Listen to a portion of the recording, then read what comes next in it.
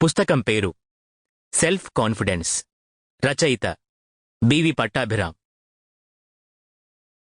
ఏదీ తనంత తానే నీ దరికి రాదు, శోధించి సాధించాలి, అదే ధీరగుణం అన్నారు శ్రీశ్రీ.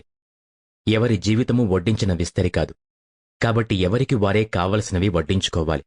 ఒకవేళ అలా సాధించలేక విరక్తి చెందితే చివరకు మిగిలేది శూన్యం. Self confidence. ఆటంకాలు అధిగమిస్తే విజయం మీదే. మన భారతీయులు ఒలింపిక్స్లో గోల్డ్ మెడల్ సంపాదించడం గగనమైపోతోంది. ఒలింపిక్స్ యాజమాన్యం ఆత్మహింస అనే గేముని ప్రవేశపెడితే అందులో గోల్డ్, సిల్వర్, బ్రాంజ్ అన్ని పతకాలు మనకే దక్కుతాయని డాక్టర్ జయప్రకాష్ నారాయణ్ అన్నారు.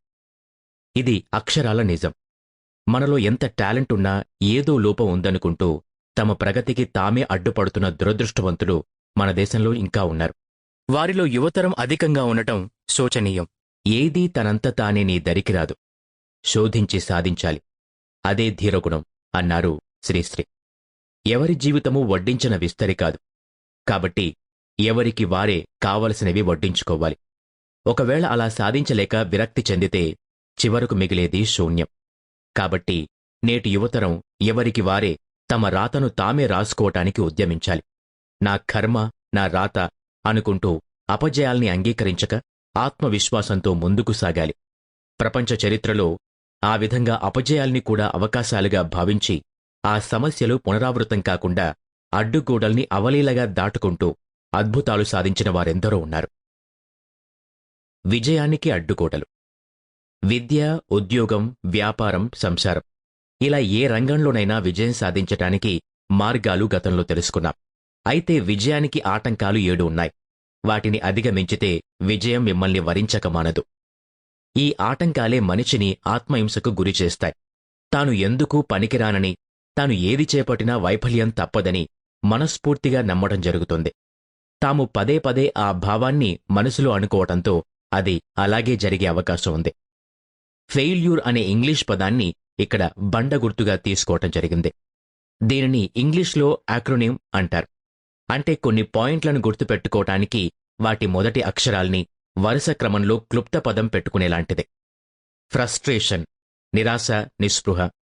అవాయిడెన్స్, తప్పించుకునే యత్నం. ఇన్ఫీరియారిటీ కాంప్లెక్స్, ఆత్మన్యూనతాభావం. ల్యాక్ ఆఫ్ కాన్ఫిడెన్స్, ఆత్మవిశ్వాసం లోపించటం. అండర్స్టాండింగ్ అదర్స్, ఇతరుల్ని అర్థం చేసుకోవటం. రెసిస్టెన్స్, నిరోధించుకోవటం. ఎన్వియస్, అసూయ. నిరాశ, నిస్పృహ. అనుకున్న పని అన్ని వేళలా అక్షరాల జరగకపోవచ్చు. మన యత్నంలో లోపాలు లేనప్పటికీ పరిసరాల ప్రభావం, రాజకీయ జోక్యాలు, ప్రభుత్వ నిబంధనలు మనకు ఆటంకం కలిగించవచ్చు. ప్రయత్నం చేయటం మానవధర్మం. జయాపజయాలు సహజం. వయసు పెరిగిన కొద్దీ అపజయాల్నుంచి పాఠాలు నేర్చుకుని విజయం వైపు పయనించాలి తప్ప అపజయాల్ని తలుచుకుని నిరాశ, నిస్పృహలకు గురైతే జీవితం మీద విరక్తి కలగొచ్చు.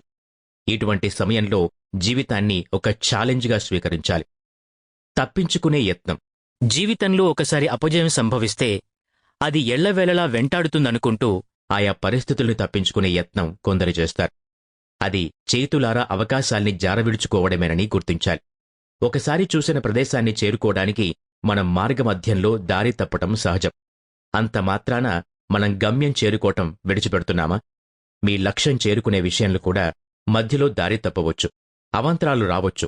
ఆ ఆటంకాల్ని, అవాంతరాల్ని, అవరోధాల్ని అధిగమించాలంటే పలాయన మనస్తత్వం అనే ఈ తప్పించుకునే యత్నం నుండి మీరు తప్పించుకోండి. ఆత్మన్యూనతాభావం. మన యువతరాన్నే కాదు చాలామంది పెద్దవారిని వేధిస్తున్న ఈ ఆత్మన్యూనతాభావం అనబడే ఇన్ఫీరియారిటీ కాంప్లెక్స్ నుండి బయటపడవలసిన అవసరం ఇప్పుడు మన ప్రథమ కర్తవ్యం. ఎంత చదువు చదివినా, ఎంత అందంగా ఉన్నా కూడా తనలో ఏదో లోపం ఉందని, తాను సరిగ్గా మాట్లాడలేనని, తెలుగు మీడియంలో చదువుకోవటం వల్ల ఇంగ్లీష్లో మాట్లాడలేకపోతున్నానని, పొట్టిగా ఉన్నానని, ముక్కు చిన్నదని, పెదాలు పెద్దవని ఇలా సమస్యల్ని ఊహించుకుంటూ తమ గుయ్యి తామే తవ్వుకునే తత్వం నుంచి బయటపడాలి. నేను నాలాగే ఉంటాను అని అనుకున్నవారే విజయాన్ని సాధించగలరు. ఆత్మవిశ్వాసం లోపించటం. విజయ సాధనలో మొదటి మెట్టు ఆత్మవిశ్వాసం. అది లోపించనంతకాలం Sample complete. Ready to continue?